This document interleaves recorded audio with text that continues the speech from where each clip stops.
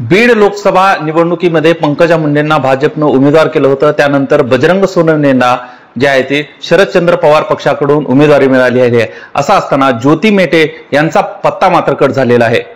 वंचित बहुजन आघाडी ही जर शरद पवार पक्षाकडून ज्योती मेटे यांना उमेदवारी मिळाली तर आपण पाठिंबा देऊ असं सांगितलं होतं। मात्र आता ज्योती मेटे यांना उमेदवारी मिळाली नाही। ज्योती मेटे यांना उमेदवारी मिळाली नाही। आता वंचितचा स्टँड काय असणार आहे? स्वर्गीय विनायकराव मेटे हे बीड जिल्ह्याचे भूमिपुत्र होते।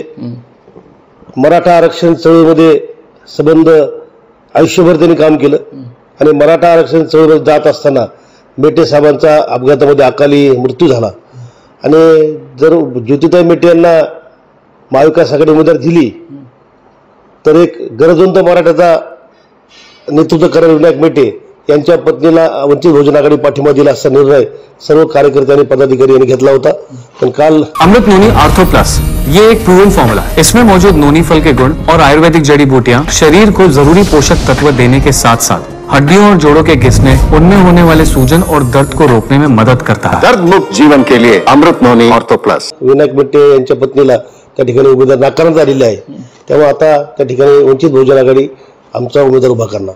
कोणता उमेदवार असेल? ज्योती मेटे यांची काही विचारणा केलेली आहे का? त्या लढू शकतात का वंचित बहुजन आघाडीकडून?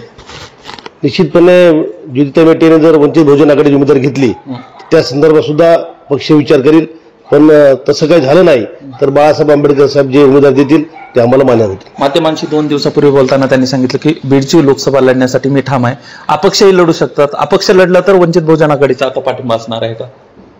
अपक्ष असल्यानंतर पाठिंबा देण्याचा प्रश्न येत नाही। त्या ठिकाणी महाविकास आघाडी आणि भारतीय जनता पार्टी याच्यामध्ये जो सहफाईट होत होती त्याच वेळी ज्योतिताई मेटेंना आणि एक मेटे साहेबांना श्रद्धांजली म्हणून आम्ही तो पाठिंबा देण्याचा निर्णय घेतला होता।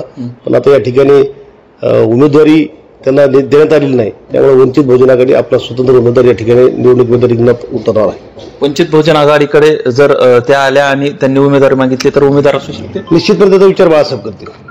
एकूणच बीडची लोकसभेचे उमेदवार फायनल झालेले। ज्योती मेटे यांना उमेदवारी मिळाली नाही, त्यामुळे ते अपक्ष पद्धतीनं लढतील अशीही चर्चा आहे। त्याच पद्धतीनं वंचित बहुजन आघाडी देखील उमेदवार देण्याच्या तयारीत आहे। त्यामुळे बीडची लढत ही कशी होणार हे 2 ते 3 दिवसामध्ये आता स्पष्ट होणार आहे।